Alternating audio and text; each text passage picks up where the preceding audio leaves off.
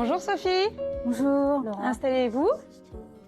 J'ai fait appel à des auteurs qu'on appelle donc les prescripteurs pour que chaque mois, ils prescrivent dans une ordonnance littéraire les livres qui les ont marqués pour vraiment rentrer dans l'univers littéraire intime de l'auteur. Qu'est-ce qui fait qu'en tant qu'écrivain, on dise oui à une boîte littéraire ?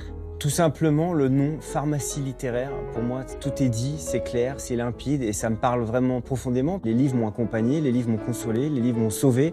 Et donc je sais à quel point la lecture peut être bénéfique, peut faire du bien. Et en ces temps très difficiles, on a besoin de pharmacie littéraire. Au tout début du confinement en mars, j'ai commencé à offrir à mes amis des livres personnalisés pour essayer de recréer des liens avec eux. Et je me suis rendu compte du pouvoir thérapeutique et de l'émotion que ces amis avaient quand je leur envoyais ces boîtes, souvent accompagnées de bonbons, de ballons, etc. Quand, en décembre, les librairies ont dû fermer, cela m'a semblé tout à fait insoutenable. C'était aussi un peu une remise au goût du jour des ordonnances littéraires de Françoise Sagan. Elle avait l'habitude de prescrire à ses amis une dose d'Albertine disparue pour un chagrin d'amour ou du Tchekhov. J'ai trouvé que c'était absolument merveilleux.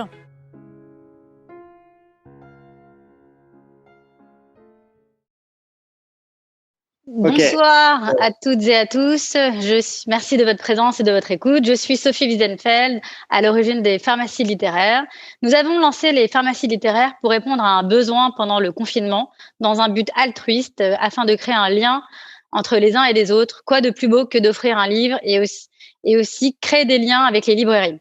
Comme je l'ai dit dans la petite vidéo, les pharmacies littéraires sont une boîte à livres confectionnée chaque mois par un auteur différent, que nous appelons le prescripteur et qui vous recommande, dans une ordonnance littéraire, les livres qui l'ont marqué personnellement et professionnellement. C'est une remise au goût du jour des ordonnances de Françoise Sagan, qui avait l'habitude, comme je l'ai dit, de prescrire à ses amis du Fitzgerald, du Tchekhov, du Proust, bien sûr, pour soigner un chagrin d'amour. Notre première prescriptrice était Amanda Stairs. Son ordonnance littéraire prescrivait de lire Rosa Montero, Aimé Césaire et Marguerite Duras. Première ordonnance, donc, qui a rencontré un franc succès. C'est au tour de notre deuxième prescripteur, David Fokinos, ce soir d'être sur le plateau virtuel de la pharmacie littéraire. David, bonsoir. Merci d'être parmi nous ce soir et d'avoir accepté notre invitation. David, vous êtes l'auteur de 17 romans, dont La délicatesse, Les souvenirs ou Le mystère Henri Pic, tous les trois adaptés au cinéma. Vos livres sont traduits en plus de 40 langues. Votre roman Charlotte, dont on parlera après, a obtenu le prix Renaudot et le prix Goncourt des lycéens en 2014.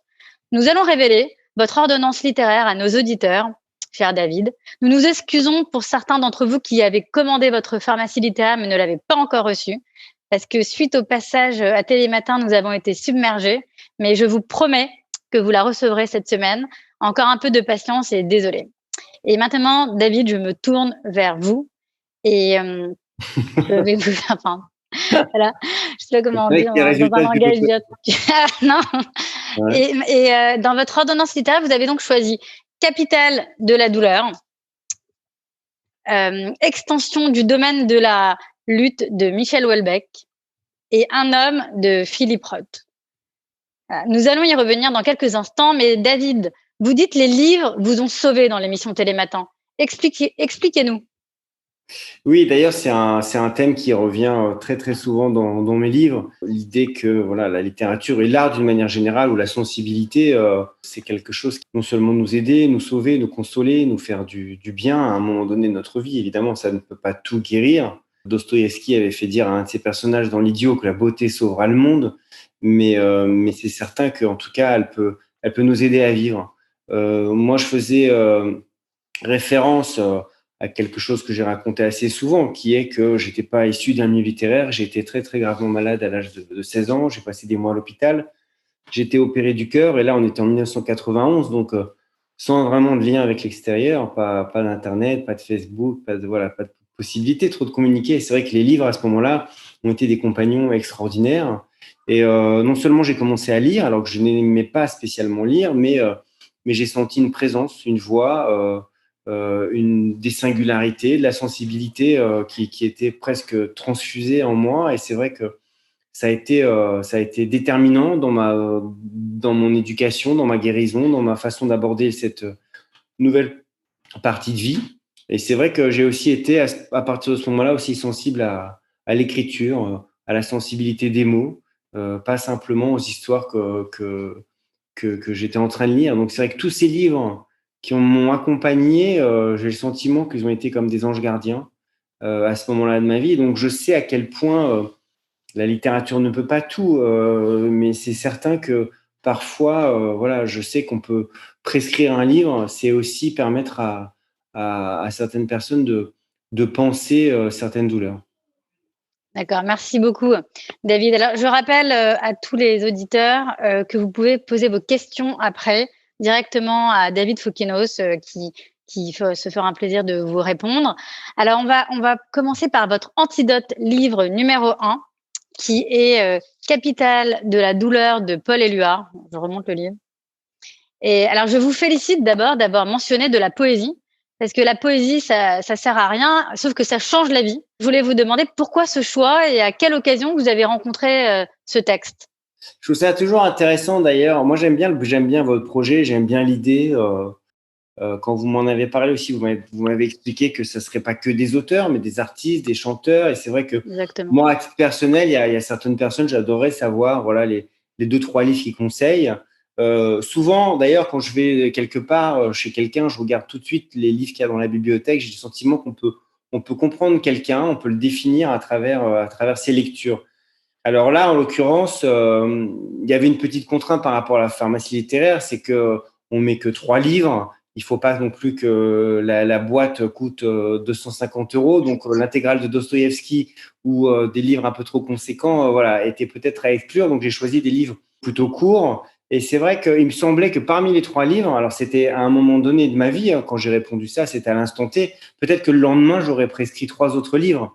Mais il me semblait que parmi les 3 livres, un livre de poésie me paraissait essentiel. Pourtant, je suis pas un grand lecteur de poésie. C'est pas là où je tire le plus, comment dire, de satisfaction. Mais de temps à autre, j'ai le sentiment que la beauté des phrases, dénuée finalement d'une histoire, le simple exercice de style, la poésie tout simplement, de quelques mots qui, accoudés ensemble, forment une image ou forment une forme de beauté voilà, subtile. J'ai le sentiment que parfois, c'est comme un shoot, la poésie, c'est-à-dire que on va lire quelques lignes de poésie et ça va rendre le monde plus poétique, si j'ose dire. Je suis plutôt adepte de la poésie du XXe siècle. De manière générale, la plupart de mes lectures sont plutôt liées au XXe siècle, mais c'est vrai que j'aurais pu citer aussi Paul Valéry ou Henri Michaud. Il y a beaucoup de poètes que j'aime particulièrement, mais c'est vrai que j'ai toujours été au-delà même du texte et au-delà même des poèmes que je trouve souvent bouleversant et émotionnellement très très fort, j'ai toujours été attiré par ce titre que je trouve très impressionnant. Parfois, comme on pourrait être attiré par un prénom ou par voilà, un titre de film, Capitale de la douleur, moi j'ai toujours trouvé qu'il y avait quelque chose d'absolument majestueux, de douloureux évidemment, mais en même temps qui évoque je sais pas, comme si on pouvait éprouver une sorte de puissance émotionnelle à la souffrance. C'est comme une sorte de chagrin d'amour qui pourrait faire du bien. Merci beaucoup, c'est une très belle explication. Mais alors, comment vous nous conseillez de lire ces poésies? Comment s'y prendre? Parce que c'est pas quelque chose de commun de lire de la poésie. Comment lire de la poésie, selon vous, chaque jour? C'est vrai que le concept de la pharmacie littéraire, j'aime bien parce que c'est l'idée que voilà, les livres peuvent nous faire du bien.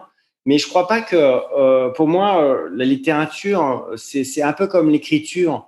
Je crois pas beaucoup à l'idée des conseils. Je crois pas non plus qu'il y ait des méthodes d'écriture. Souvent, j'ai le sentiment que même les ateliers d'écriture, il n'y a pas de vérité dans la construction d'un roman. C'est juste un échange de sensibilité sur un texte et ça n'engage que les 2 personnes qui parlent de ce texte-là. Je trouve que moi, à quel moment ou pourquoi ce texte me toucherait, ça ne peut pas correspondre à quelqu'un d'autre. C'est une pharmacie qui est quand même totalement subjective. Et c'est ce qui est aussi très, très, très beau, je trouve, très touchant.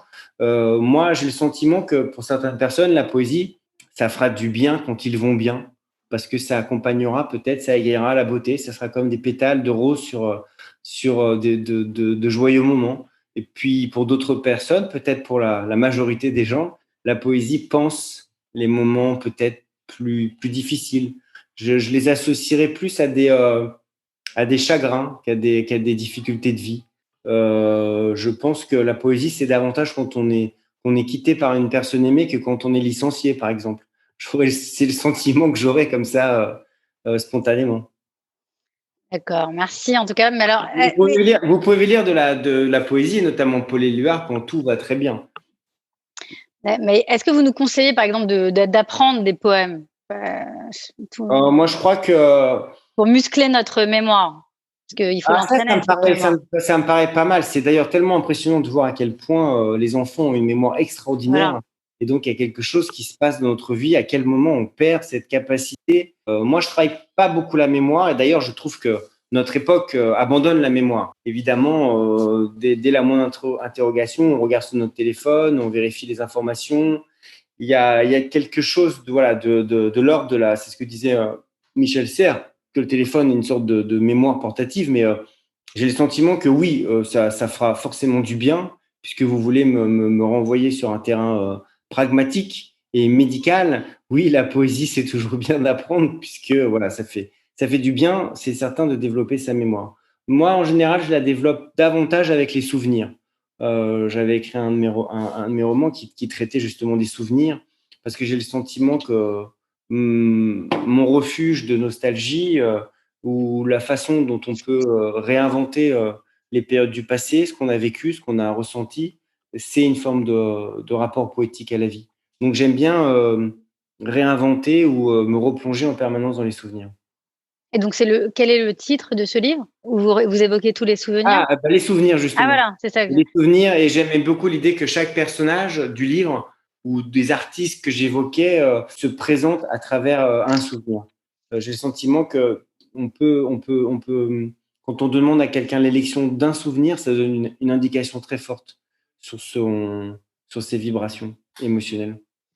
Et qu'est-ce que vous pensez de la place de la poésie dans nos sociétés actuelles? J'ai pas d'avis. C'est marrant parce que ça dépend. Moi, j'ai cette chance incroyable de voyager beaucoup, et c'est vrai que je me rends compte que dans certains pays, notamment les pays de l'Est, en Russie par exemple, la première question que vous posent les lecteurs, c'est: est-ce que vous écrivez de la poésie? Et si on répond non, on n'écrit pas de poésie, on nous regarde comme un écrivain de seconde zone, comme si la poésie était dans ces pays-là vraiment à placer au sommet de l'art littéraire. Donc j'ai le sentiment que d'une manière générale, en France, elle est un petit peu moins valorisée. Il y a une semaine de la poésie, il y a un printemps de la poésie, il y a quelques moments comme ça où on souligne les poètes, mais il n'y a pas très peu de possibilités pour quelqu'un qui voudrait écrire de la poésie d'exister véritablement alors qu'il est. Donc c'est assez dommage, parce que c'est certain que parmi les grands écrivains de la langue française, il y a les poètes. Donc c'est un peu, peut-être qu'elle s'est comment dire, décalée vers la chanson. On peut Exactement, considérer que Souchon, c'est un poète des temps modernes, entre autres. Voilà. Je lis les textes de Souchon, pour moi, je trouve que c'est extraordinaire. Je suis assez d'accord. C'est Michel Berger, tu as toute la chanson française de ces années-là, c'est très poétique. Mais alors, justement, par exemple, Amanda Gorman, cette jeune américaine noire de 22 ans qui a fait la lecture d'un poème lors de la cérémonie d'investiture de Biden, on peut penser ce qu'on veut, mais au moins, je trouvais qu'il y avait une nouvelle génération de poètes aux États-Unis. Vous en avez pensé quoi, vous, de cette C'était un signal très, très fort à tous les niveaux. Ouais. Et c'est vrai que cette jeune femme dégage une puissance évidente. Après, j'ai pas lu ses textes, mais de toute façon, lire de la poésie à une investiture, l'investiture la plus regardée au monde, c'est une façon de mettre en lumière, la voix singulière de cette jeune femme, la littérature. Donc, ça fait du bien, ça c'est certain. C'est mieux que d'autres trucs qu'on pouvait voir avant aux États-Unis, ça c'est certain. Après, je dis pas qu'il n'y a pas de voix, je dis pas qu'il n'y a pas d'expression. C'est difficile d'exister par la poésie, ça c'est certain. Moi, je rencontre beaucoup de lecteurs qui, il fut un temps, il y a plus d'un an, quand on pouvait faire des rencontres littéraires ou des dédicaces, c'est vrai que beaucoup venaient me voir avec des manuscrits, mais quand j'ai fait le concours des lycéens, je me souviens que la plupart des jeunes qui me donnaient des textes, c'était de la poésie. C'est peut-être la première façon, la façon la plus immédiate de commencer à s'exprimer, avant même la fiction. Après, c'est vrai que c'est difficile. Les éditeurs, moi, parfois, j'ai eu des conversations avec des gens qui écrivaient de la poésie. Je ne savais même pas vers qui ils pouvaient se tourner. Il y a très peu d'éditeurs de poésie, hein. Alors en tout cas, la plupart des maisons traditionnelles ne publient pas de poésie dans leur catalogue. Parce qu'il n'y a peut-être pas de, comment dire, même Houellebecq, quand il a publié ses poésies, ça reste confidentiel par rapport à ses romans. Donc il y a aussi un goût du public, des lecteurs qui se tournent davantage vers la fiction. Mais des voix importantes de poésie pourraient à tout moment changer la donne, comme ce qui se passe peut-être aux États-Unis avec cette nouvelle génération. Ouais, qui ont un peu démocratisé la poésie, puisqu'elle a signé des contrats avec Nike, avec plein de Oui, marques. Donc, on peut se poser la question, est-ce que c'est la bien poésie ou est pas partout, de... finalement, ouais. Voilà. En tout cas, je vous félicite d'avoir mentionné de la poésie pour toutes les raisons qu'on évoque, et parce on connaît tous le poème sublime de Paul Éluard qu'il a écrit à sa femme, qui s'appelait Nuche, Liberté, j'écris ton nom. Mais Mm. justement, il est tellement connu qu'on ne retient que ce poème de l'ensemble de son œuvre immense. Et donc, merci beaucoup de nous avoir prescrit ce recueil de poèmes, Capitale de la douleur. Alors, nous allons passer au deuxième antidote livre, qui est Extension du domaine de la lutte de Michel Houellebecq. Alors, vous avez choisi son premier livre au tout début. Alors, je ne vous cache pas que cela m'a assez surpris, même si j'ai évidemment beaucoup aimé ce livre, que vous comptiez Houellebecq parmi vos remèdes, car c'est pour moi plutôt une pilule de mélancolie ou une pilule de détresse. Mais bon, poison et remède, c'est le même mot en grec, c'est pharmakon. Derrida en avait d'ailleurs fait un livre. Alors, expliquez-moi, cher David, en quoi Houellebecq est un remède et quel mot MAUX va-t-il soigner par ces mots MOTS? Alors, tout d'abord, Houellebecq est le pur représentant romanesque de ce qu'on pourrait appeler l'humour dépressif ou l'humour cynique. Pour moi, il est dans la pure tradition de Cioran. J'aurais pu tout à fait mettre un livre de Cioran, des livres extrêmement déprimants comme Syllogisme de l'amertume ou de l'inconvénient d'être né, évidemment. Et en même temps, comment dire, il y a tellement d'humour, c'est absolument dérisoire, c'est risible. Et c'est vrai que moi, je suis très, très attiré aussi par toute la littérature de l'Est, toute cette littérature du grotesque, où il y a quelque chose d'absolument, risible en permanence dans la déchéance humaine, dans toutes les travers de notre société. Houellebecq, pour moi, me fait incroyablement rire. Alors, c'est vrai que le jour où j'ai dû répondre à cette pharmacie littéraire, j'ai pensé à des textes qui aussi m'apportaient des choses différentes, à des sensations différentes. Pour moi, quand je lis Houellebecq, et c'est d'ailleurs ce qu'on attend peut-être d'un auteur, j'ai le sentiment que ça ne ressemble à rien d'autre.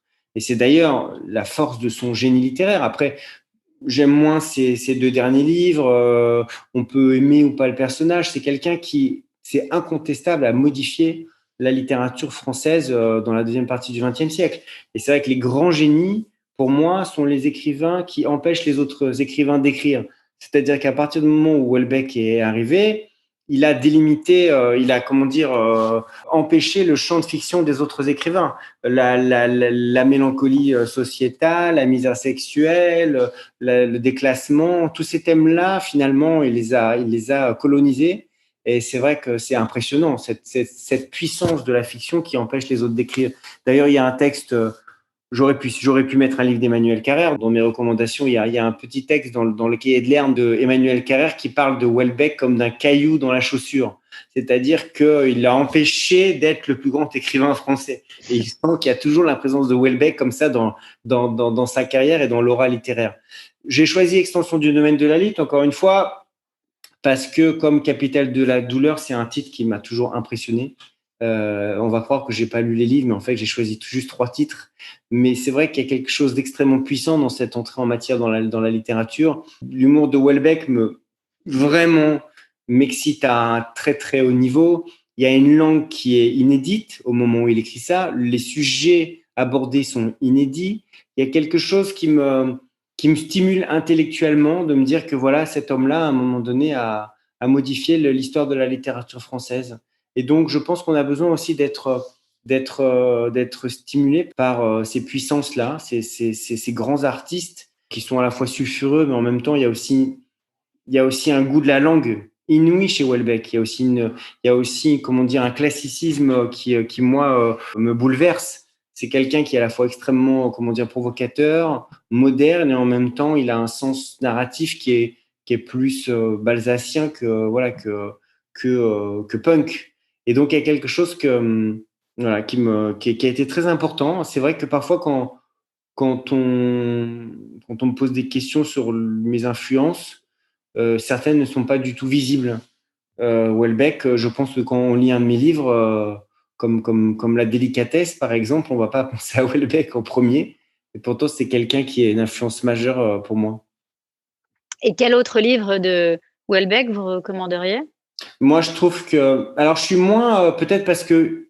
Peut-être, je ne me permets pas de critiquer, mais peut-être parce qu'il tourne en rond, ou peut-être parce que on peut être parfois, quand on a un tel succès et qu'on représente tellement de choses, qu'on peut être parfois dans la parodie de soi-même. J'aime un petit peu moins les deux derniers, c'est-à-dire Soumission et Sérotonine, et aussi un tout petit peu moins aussi La carte du territoire, mais tout ce qui a été fait avant jusqu'à la possibilité du Nil, pour moi, c'est extraordinaire. C'est-à-dire les particules élémentaires, plateformes, même les courts textes comme Lanzarote, et voilà, jusqu'à la possibilité du Nil, qui est pour moi l'aboutissement poétique de son œuvre. On parlait tout à l'heure d'Éluard. Je trouve que Houellebecq, qui a écrit aussi beaucoup de poésie, a un rapport fictionnel très très proche de la poésie. C'est ce que j'aime dans le roman, c'est que tout n'est pas soumis à la nécessité narrative. Il y a des moments gratuits, il y a des moments d'errance, il y a des moments de ratage. Il y a quelque chose qui me paraît plus proche de la vie chez certains écrivains qui racontent, voilà, qui sont pas tout le temps soumis à la nécessité de la performance narrative. Et c'est vrai que Houellebecq, même si je me sens pas proche ni de ses personnages, ni même de ce qu'il raconte, ni même de son rapport comment dire, à la médiocrité de la vie, à la sexualité, à vrai dire, rien ne me parle vraiment à part sa langue et l'impression que me laisse son talent. Donc c'est comme un nouveau langage, en fait, finalement, que Houellebecq a C'est créé. alors, c'est pour ça qu'il suffit de lire la première page de Extension du domaine de la lutte. Je pense que on n'a jamais lu ça avant, c'est-à-dire que je dirais tous les 50 ans, il y a un écrivain, je pense que ça a été Flaubert dans la deuxième partie du 19e siècle, ça a été Céline évidemment dans la première partie du 20e siècle, et c'est Houellebecq. Ce sont des gens qui accélèrent le temps littéraire, qui le modifient, qui captent l'air du temps avant tout le monde. Il y a aussi quelque chose de cet ordre-là chez Houellebecq. C'est vrai que c'est quelqu'un qui plusieurs fois a eu la préscience de choses incroyables, hein, évidemment. Au-delà de toute mission, c'est arrivé plusieurs fois dans ses livres. Le côté avant-gardiste, son côté Oui, c'est surtout prophétique même. oui, voilà, prophétique, et surtout, je pense qu'il faut avoir une très grande puissance intellectuelle pour capter le temps avant que le temps ne se révèle. Et c'est vrai que même, comment dire, même Plateforme qui se termine, c'est un livre qui sort en septembre 2011 et ça se termine par un attentat qui n'est pas sans rappeler ce qui s'est passé 10 jours après. C'est assez troublant. Mais je retiens, moi, avant tout, la beauté de la langue, au-delà du côté sulfureux de certaines choses, et l'humour. D'une manière générale, j'aime les artistes qui me font rire. Alors, ça se voit pas forcément avec mes trois choix, mais j'ai une grande… Souvent, c'est pareil pour le cinéma, par exemple, il peut avoir comme ça une sorte de mépris pour les comédies. En tout cas, on estime que c'est moins important. Moi, tous les gens qui me font rire, je les place au sommet de ce que je peux ressentir. Et la plupart des écrivains, par exemple, j'aurais pu évidemment mettre un livre d'Albert Cohen. Je suis émerveillé par la langue d'Albert Cohen, mais c'est vrai que Belle du Seigneur, c'est aussi un livre qui m'a fait incroyablement rire. Mais alors justement, on y reviendra avec l'écriture de Philippe Roth. Mais alors, j'ai une question d'une auditrice que je la pose maintenant. Donc, bon, c'est un peu polémique, mais alors elle me demande: que pensez-vous du statut des femmes dans l'œuvre de Houellebecq? En fait, ce sont des personnages. Je pense, moi, je juge pas ni Houellebecq ni ce qu'il pense. C'est-à-dire qu'il y a énormément de déclarations de Houellebecq. Adhérer à un livre, adhérer à un style, c'est certainement pas adhérer à toutes les pensées de l'auteur. C'est ce que je viens de dire d'ailleurs. C'est ce que j'avais précisé avant. Il y a des propos que je trouve incroyablement misogynes chez Houellebecq, évidemment. il y a des personnages, il y a un rapport aux femmes dans ces livres qui n'est, c'est ce que j'ai dit tout à l'heure, n'est ni le mien, ni même, comment dire, ne me parle. Ça n'a pas d'importance. On peut aimer, enfin, je pense qu'on peut adorer Le Silence des agneaux sans vouloir trucider tout le monde autour de soi. Donc, c'est pas du tout à ce niveau-là que Houellebecq m'intéresse. Je suis totalement d'accord avec cette question. C'est clairement, il le revendique clairement, c'est totalement misogyne à plein d'égards. C'est évidemment pas ça qui va m'attirer dans son œuvre. Mais alors justement, donc quand vous dites que vous aimez le côté très drôle et en même temps très noir, j'ai retrouvé. Est-ce que dans le choix du livre de Philippe Roth, Un homme, c'est quand même c'est évidemment un livre sublime, mais quand même finalement assez noir. C'est un concentré des moments de la vie d'un homme lorsqu'il est confronté à la mort, finalement. Alors c'est vrai que peut-être que c'est difficile, mais peut-être que Philippe Roth est mon écrivain préféré.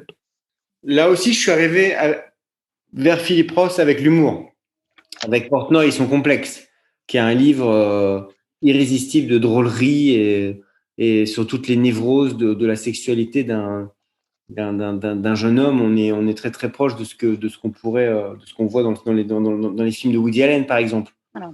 Et c'est vrai qu'après j'ai lu toute l'œuvre de Philippe Roth, ou en tout cas quasiment tous ses livres. Et Un homme, pour moi, c'est à mes yeux. Alors c'est vrai que on a toujours peur de conseiller des livres parce que ce livre-là, moi, il me parle. Je ne suis pas certain que voilà tous les gens qui vont après le lire vont être aussi émerveillés, bouleversés par ce livre.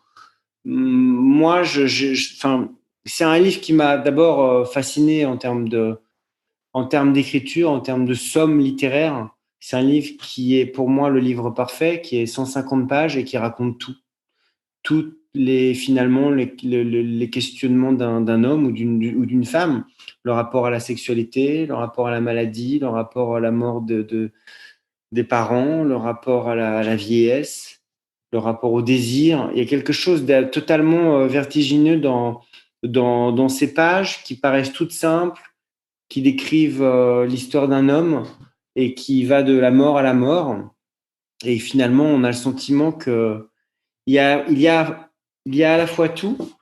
C'est vertigineux de tout ce qu'une vie peut comporter, de complexité, de joie, de désillusion, il a un rapport complexe avec ses enfants. Il y a tellement de choses. Et en même temps, ce qui s'en dégage, c'est que c'est un souffle. C'est-à-dire que tout est si rapidement balayé et toutes les importances 2 pages plus tard n'ont plus lieu d'être. Il y a quelque chose vraiment qui vraiment, moi, m'a remué dans l'exercice comme ça de l'expression de la vacuité, tout en développant les choses les plus importantes d'une vie.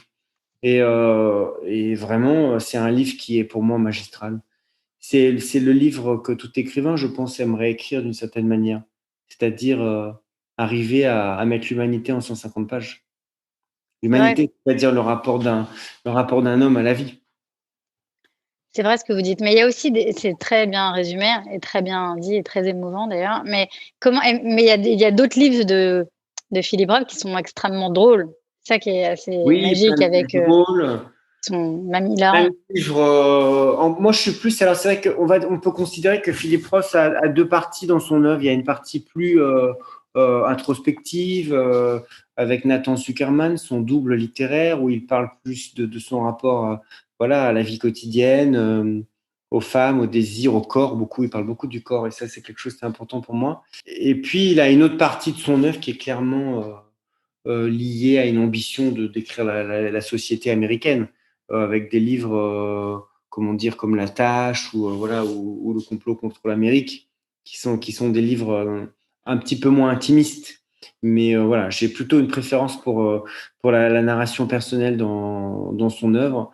Il y a un livre aussi que j'adore qui est Némésis, qui est un de ses derniers livres, où il parle justement de ce que c'est d'être enfant dans les années 30 dans le New Jersey, avec l'épidémie de polio qui ravage les années 30, 40, 50, partout autour de lui. Et il y a des livres comme ça qui sont absolument bouleversants. C'est quelqu'un qui n'a jamais arrêté d'écrire, pratiquement un livre par an. Et puis d'un coup, à 80 ans, c'est étonnant, il se dit, voilà, j'arrête. Je n'ai plus la force. Je pense qu'il s'était libéré de la littérature. Il avait vécu les 5 dernières années de sa vie sans écrire. Et c'est vrai que, je sais pas, c'est quelqu'un qui paraît parfois très, très dur dans ses interviews, assez austère, assez renfrogné comme ça. Et en même temps, il y a une douceur dans certaines de ses pages qui moi, me touche profondément. Apparemment, il est vraiment extrêmement drôle pour les personnes qui ont eu l'occasion de lui parler ou de l'interviewer. Il m'a dit que c'était assez. Voilà. Est-ce que vous avez vu la série Netflix Plot Against America, que je recommande à nos auditeurs?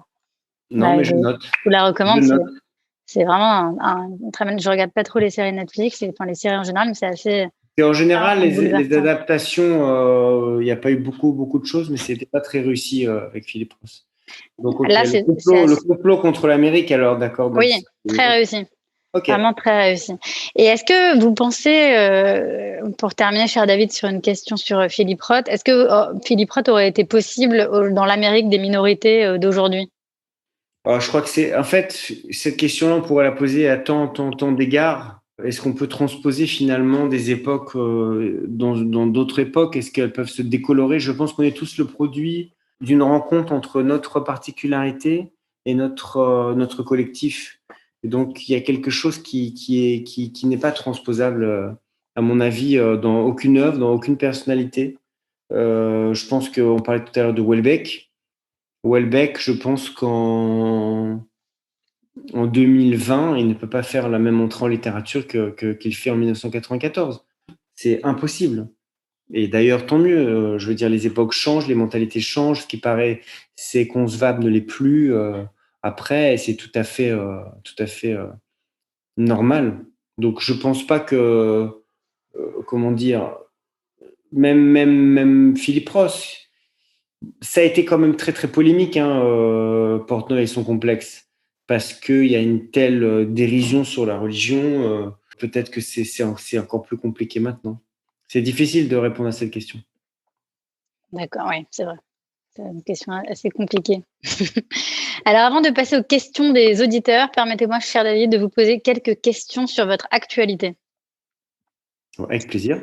Alors, je sais que vous faites plein de choses, mais racontez-nous. Écoutez, il se trouve que là, on se parle 21 mars. J'ai fini hier mon prochain livre. Donc, en tout cas, le premier jet. Je ne l'ai pas encore fait lire à mon éditeur, mais voilà, j'ai écrit voilà, pendant les 6 derniers mois activement. Et j'ai encore plusieurs mois pour peaufiner mon roman. Mais voilà, donc j'étais assez content d'arriver à la fin de cette histoire que je ne vais pas vous raconter pour le moment. Malheureusement. Et puis surtout, j'ai pu faire mon 3e film avec mon frère cette année. Enfin, on a tourné au mois août-septembre. Et donc, c'est un film sur les fantasmes sexuels. C'est un film à sketch. C'est 6 histoires sur les fantasmes sexuels un peu particuliers. Voilà, c'est une comédie. Il y a notamment Denis Podalides, Jean-Paul Rouve, Karine Viard, Nicolas Bedos, Monica Bellucci, Carole Bouquet. Voilà, il y a beaucoup, Ramsey, il y a beaucoup d'acteurs et on s'est bien amusé. Et il est daté par Gaumont fin août. Donc on verra maintenant parce que si tout est décalé, bon, de toute façon, il est fait et j'espère que voilà, on pourra vite le partager avec les spectateurs. Bon, c'est génial. En tout cas, la fiche a l'air superbe. Tous ces acteurs, le format en 6 sketchs, c'est intéressant aussi. Oui. En tout cas, nous, c'est notre 3e film. On avait fait donc La Délicatesse avec Audrey Tautou, François Damiens. On avait fait Jalouse avec Karine Viard. Et c'est vrai que là, notre 3e film aussi, j'ai le sentiment voilà, qu'on essaye d'avancer. On a pris encore plus de plaisir à tourner ce film-là. Et voilà, on a hâte en tout cas parce que c'était particulier parce que des comédies, souvent, on fait des projections tests. On le montre, on voit si ça marche pas. Là, on l'a montré à personne, puisque avec le Covid, c'était à chaque fois impossible de faire des vraies projections avec beaucoup de public. Donc peut-être que ça fait rire que nous et on va bientôt s'en rendre compte, quoi. On verra. Vous verrez bien. Non, je pense pas. Je vous sais et vous sens assez doué pour comprendre les gens, donc vous allez faire rire beaucoup de monde, je pense. Alors aussi, je rappelle à nos auditrices, auditeurs, le format de la carte blanche qui sont dans nos pharmacies littéraires. Une carte blanche, comme son nom l'indique, l'auteur va mettre une citation ou faire un dessin ou nous parler d'un projet qu'il a à cœur ou d'un texte qu'il n'a jamais publié. David, vous avez choisi une citation de Charlotte Salomon. Si vous voulez nous rappeler cette citation ou au moins ou aussi nous parler de cette exceptionnelle enquête que vous avez réalisée avant d'écrire ce livre. Vous m'aviez dit 10 ans, je crois, avant d'écrire ce livre, qu'un livre Oui, exceptionnel. Oui, c'est C'est sûrement le très livre poétique, d'ailleurs. Merci. C'est sûrement le livre qui a été le plus, le plus important pour moi, à la fois dans l'écriture et aussi dans la réception, tout ce qui s'est passé avec ce livre. C'est une aventure assez particulière parce que j'étais obsédé et fasciné par cet artiste dont j'estimais vraiment l'œuvre et l'intelligence et la sensibilité, accompagné en plus d'une histoire absolument bouleversante. C'est quelqu'un qui est mort en déportation à 26 ans, donc en laissant juste cette œuvre qu'elle a peint en étant en exil. Et c'est vrai que j'ai passé des années sur ses traces, à essayer d'écrire ce livre, à l'abandonner, à le reprendre. Et c'est un livre qui était très, très particulier dans sa façon d'être écrit et puis très douloureux dans le sujet évoqué. Et c'est vrai que je pensais qu'il serait peut-être moins, forcément, il y aurait moins d'écho que La délicatesse ou d'autres de mes livres. Et c'est vrai que le succès de ce livre a été au-delà de tous mes espoirs et au-delà, enfin, je sais pas pour parler au-delà du succès, ce que je veux dire, c'est que le projet littéraire était animé par le désir de mettre en lumière cette femme extraordinaire, une artiste que non seulement j'admire, et puis quelqu'un qui m'impressionne par ce qu'elle a été capable de faire, d'aller vraiment chercher dans des moments extrêmement douloureux et difficiles, en exil, une sorte de survie par la création. Et donc, j'avais envie de partager aussi qui était cette femme. Et c'est vrai que le succès du livre, le concours des lycéens, maintenant, il est beaucoup étudié aussi à l'école.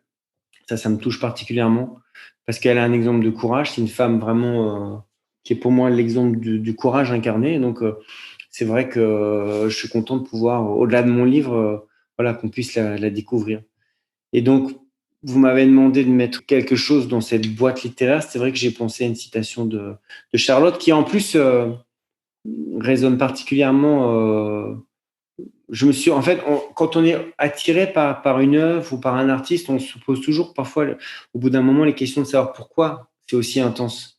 Et c'est vrai que j'ai mis beaucoup de temps à comprendre que si Charlotte Salomon, son œuvre me bouleversait autant, c'était qu'elle évoquait l'essence même de ma vie, qui est la résurrection, le sentiment d'avoir une deuxième vie, le sentiment d'être mort et d'être revenu à la vie. Et c'est vrai que son œuvre entière parle de ça, parle de la mort. Et elle dit donc cette phrase qu'il faut être mort une fois pour pouvoir aimer véritablement. Et donc le lien entre la souffrance ou quelque chose d'avoir perdu ou de s'être senti totalement délesté d'une première peau pour pouvoir enfin comprendre les choses et aimer véritablement, c'est quelque chose qui évidemment résonne très très fort en moi. Et donc bon, après je suis toujours c'est toujours au-delà de mon livre très très important pour moi. C'est vrai que il y a la préparation d'un film, j'espère qu'il se fera enfin après plein d'errances et plein de soubresauts. Voilà, j'espère que le film se fera bientôt. C'est pas moi qui vais le réaliser, ça j'en étais pas capable. Mais en tout cas, je n'avais pas le désir, donc ça sera un réalisateur qui s'appelle Gilles Bourdos qui avait fait Renoir avec Michel Bouquet. Donc voilà, si tout va bien, voilà, il y aura aussi un film, mais au-delà de l'adaptation de mon roman, c'est surtout tout ce qui peut faire concourir à faire parler d'elle. Ça a été vraiment ma motivation pendant très longtemps.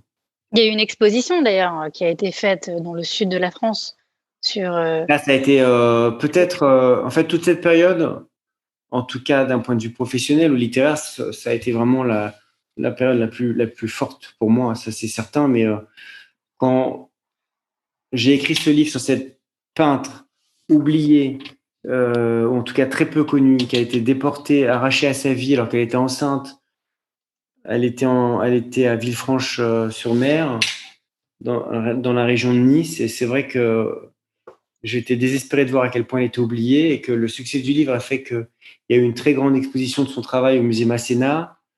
Voilà, revenir par son œuvre là où elle avait été arrachée à sa propre vie 70 ans après, ça a été incroyable. Effectivement, l'œuvre, elle n'est pas, elle est, comment dire, elle est conservée au musée juif d'Amsterdam, mais elle n'est pas exposée. Il y a plein de lecteurs qui pensaient, après avoir lu mon livre, pensaient qu'elle était à Amsterdam ou fonçaient à Amsterdam pour la voir et étaient assez déçus. Donc non, elle est pas exposée.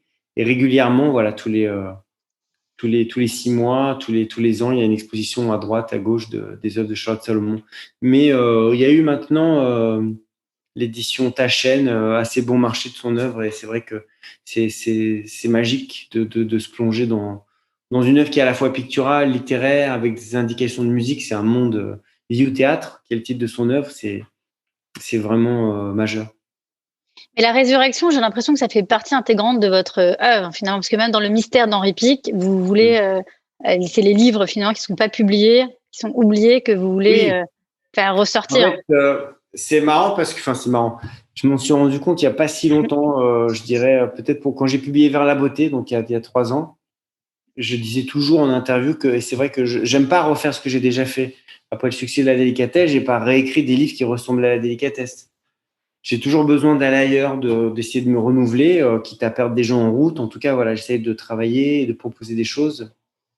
Et en fait, je me suis rendu compte que je disais n'importe quoi, puisque même si le ton était différent, même si l'énergie était différente, je tournais toujours autour des mêmes thèmes, qui sont effectivement la seconde vie, la résurrection. Alors, Charlotte, c'est vraiment le thème principal. La délicatesse, encore plus, puisque c'est l'histoire d'un deuil et d'une résurrection.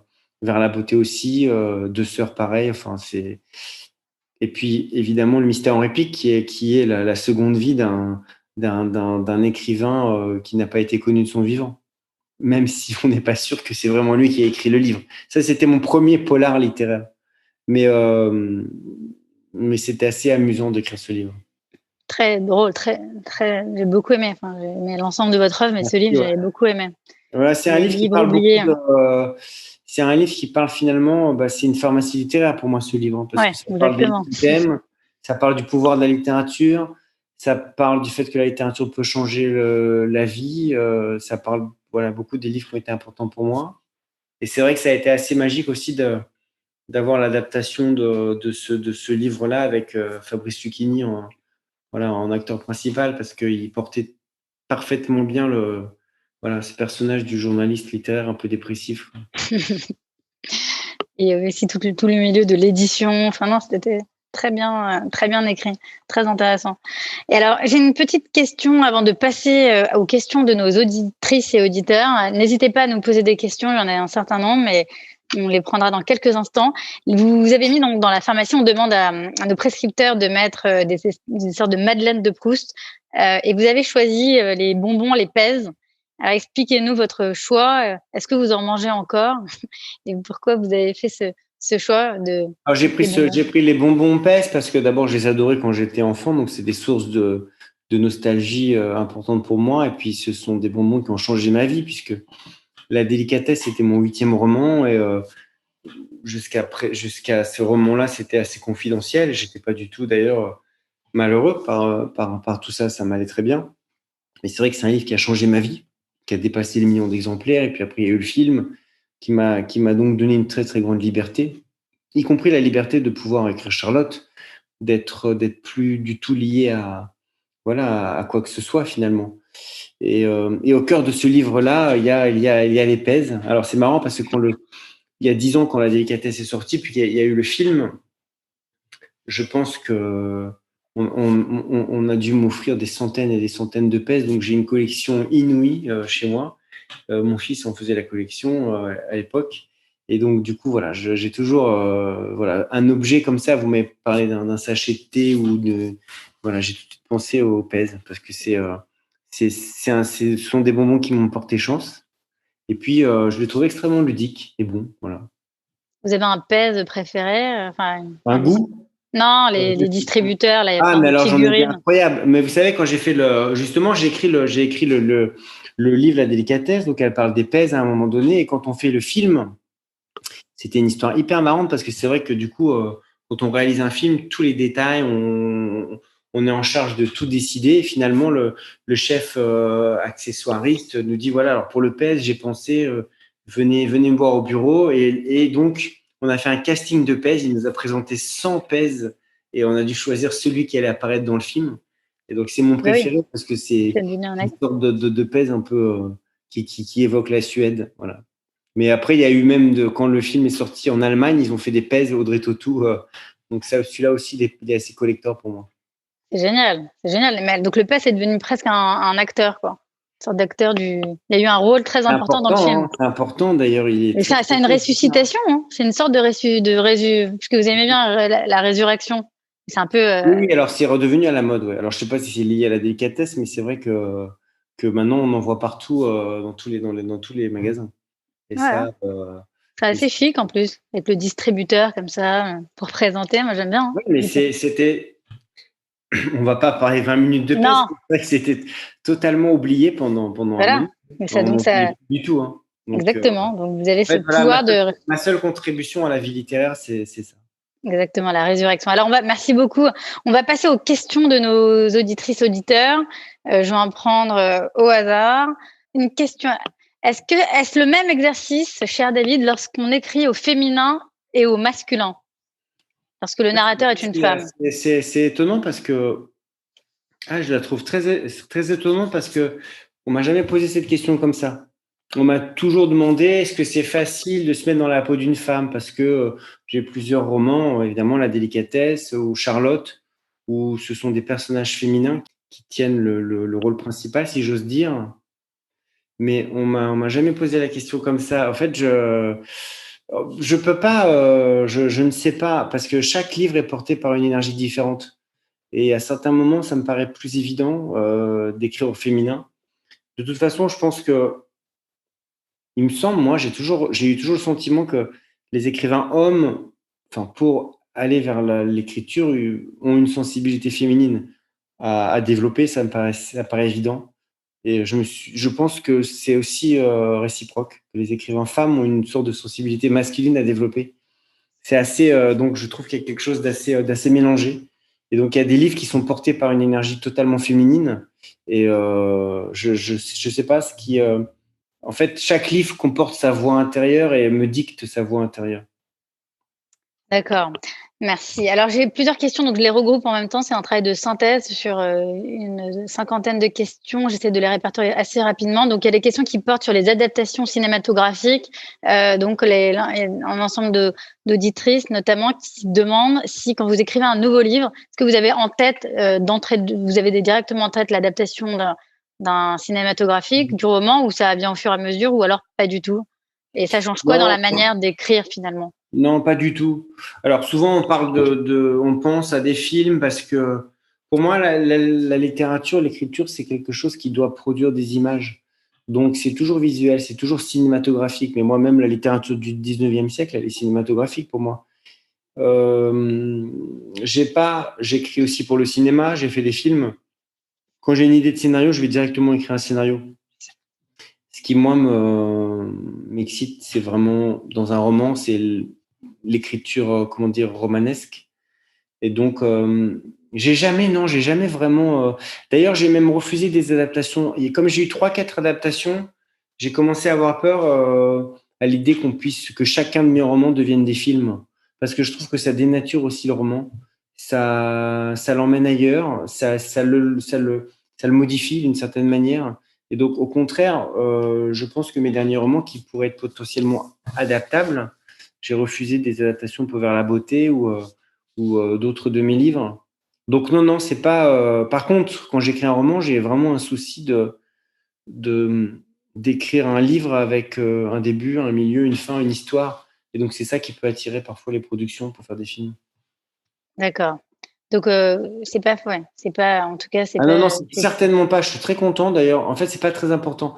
C'est une chance pour moi. Je parlais tout à l'heure de l'adaptation d'Henri Pic. J'ai rien fait. J'ai découvert le film. C'était une grande chance. J'étais un auteur heureux et honoré qui ait cette adaptation.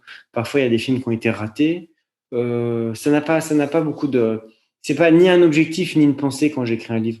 Et d'ailleurs, il y a certains de mes romans je trouve que le roman permet, on en parlait tout à l'heure, permet la gratuité, permet de l'introspection, permet d'aller dans des zones qui sont pas très cinématographiques, puisque au cinéma, on a besoin de faire avancer l'histoire.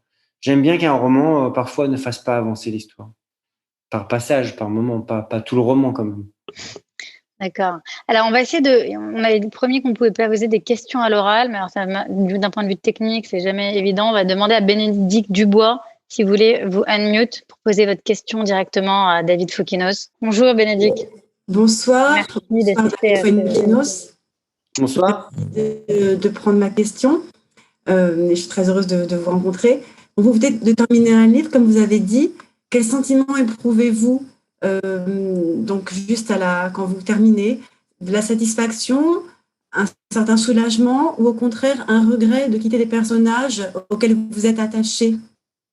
Regret, non. Au contraire, je suis vraiment heureux d'être d'être arrivé au bout de ce premier jet parce que c'est assez colossal.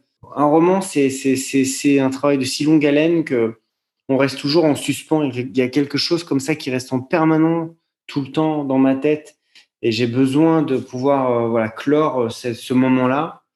Et après, je suis anxieux c'est pas parce que j'ai écrit plusieurs romans. Et, déjà, pour moi, c'est ce qui est magique finalement dans la littérature, c'est qu'il n'y a pas de savoir-faire. C'est-à-dire qu'il y a plein de moments où chaque fois, évidemment, quand j'écris, je trouve que c'est mauvais, je trouve que ça n'a aucun intérêt. Je trouve que pour moi, avoir fini n'est pas du tout un gage de réussite. J'ai eu un retour bienveillant, mais j'attends celui de mon éditeur et on verra comment ça va se passer. Donc j'ai l'anxiété aussi de me dire est-ce que c'est intéressant? Tant qu'on l'a pas partagé, on n'a pas le sentiment de ce qu'on a pu faire. Moi, je ne sais pas du tout quel est l'intérêt de ce livre jusqu'au moment où je le partage. Donc, je suis soulagé et en même temps dans l'expectative. D'accord. Merci pour cette réponse très détaillée. Alors, elle a une question de Amélie. Bonjour David. Qu'est-ce qui continue à vous inspirer dans l'improbable? Ben là, déjà, c'est improbable d'avoir cette question-là un dimanche à 19h55. C'est improbable. Avec moi, en Zoom. Au fond, c'est une question intéressante parce que c'est vrai que c'est justement dit, c'est souvent l'improbable qui nous inspire. C'est souvent le dérapage du réel, en tout cas l'inattendu, ce qui nous paraît pas évident, ce qui nous paraît pas perceptible. Là, il y a une semaine, je me suis enflammé je vais pas raconter, mais sur un sujet. Je me dis ça ferait un film formidable, donc c'était totalement improbable par rapport à mon univers. Et puis une semaine après, je me dis mais non, en fait, c'est pas du tout pour nous, pas pour mon frère et moi. Mais l'improbable nous permet comme ça des envolées lyriques de l'inspiration qui sont tout aussi improbables que l'improbabilité. Mais justement, je peux pas définir. J'attends l'improbable, j'attends toujours l'improbable. Même mon prochain roman, je trouve que le sujet est très improbable et n'a aucun lien avec mes romans précédents. Mais tout à l'heure, je disais que je pouvais pas refaire des choses que j'ai pu déjà faire. Donc, c'est vrai que je vous piquerai cette expression. C'est vrai que j'aime bien l'idée de me dire que voilà, c'est l'improbable que j'attends. Mais la famille Martin, c'est assez improbable d'écrire sur Monsieur Tout le Monde, non? Oui, en même temps, dans Repique, j'ai un petit peu travaillé sur la création, sur l'inspiration. Pour moi, c'est un livre sur la création littéraire, sur un laboratoire d'écriture d'un livre. Évidemment, il y a beaucoup de fiction. Hein. J'ai beaucoup dit que c'était très vrai, mais évidemment, c'est un livre qui s'amuse de la création littéraire. C'est d'ailleurs, oui, c'est un livre qui a ses propres limites. Mais chaque écrivain, quand on publie un livre, je pourrais jamais publier un livre sans me dire que j'ai fait au mieux. Mais il y a des moments qui sont plus complexes dans la création, c'est certain. Merci. Alors, on va devoir se quitter. Enfin, on a encore quelques minutes puisqu'il est bientôt 8 heures à Paris, 1 heure de moins à Londres. Et je sais que j'ai vu qu'il y avait un film ce soir qui passait sur Arte, c'est ça? De votre frère? Ah non, c'était mon frère a fait une mise en scène Ah, de d'accord. spectacle qui était au Rond-Point, un spectacle magnifique d'ailleurs qui s'appelait Noir, interprété et écrit par Tania de Montaigne. Et mon frère a fait la mise en scène de ce spectacle du théâtre qui a été capté et qui est passé vendredi dernier, donc il y a 2 jours sur France 5.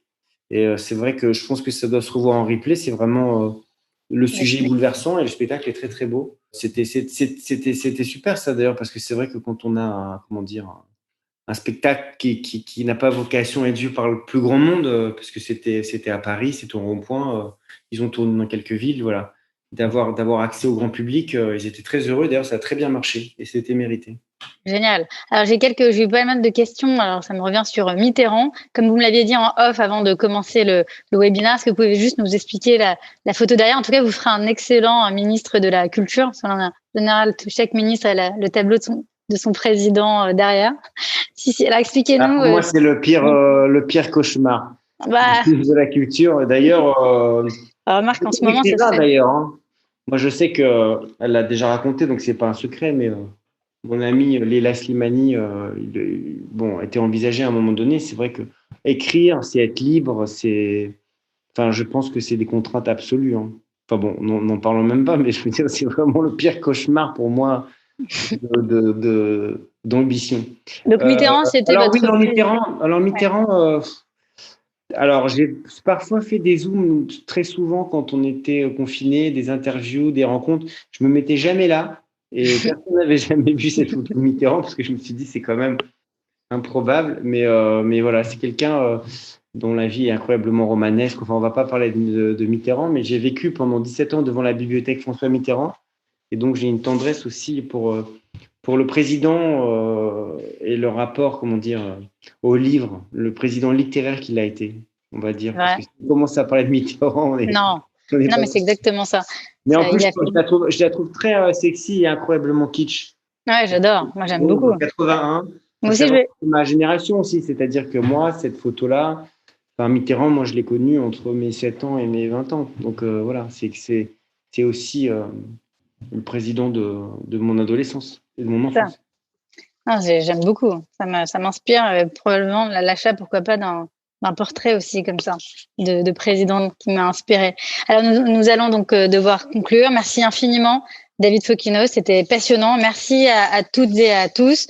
Vous retrouverez la pharmacie littéraire sur notre site lapharmacielittéraire.com et nos prochains prescripteurs donc du mois d'avril, ça sera Alexandre Jardin et en mai, Jacques Attali. Suivi de Bernard-Henri Lévy, Yann Moix. Donc, on va un peu dans le sulfureux. Et ensuite, on va revenir à des écrivains plus traditionnels pour juillet, août. Et chaque mois, vous découvrirez des nouveaux écrivains, philosophes. Et on va faire aussi des artistes. On a des collaborations qui sont prévues avec des designers, des créateurs de mode. Donc, ça va être extrêmement passionnant et intéressant. Merci en tout cas de nous. C'est le premier webinaire après Télématin qui nous a donné une très grande ouverture c'est pour ça une très grande ouverture. Donc, merci à toutes et à tous d'avoir été présents et de commencer cette aventure littéraire, intellectuelle qui, je pense, va être formidable. Merci à tout le monde d'avoir été là et bonne chance à la pharmacie littéraire. Voilà, je suivrai les autres auteurs avec intérêt. Merci David, merci infiniment. À bientôt Sophie. Au revoir. À tout le monde, au revoir. Au revoir.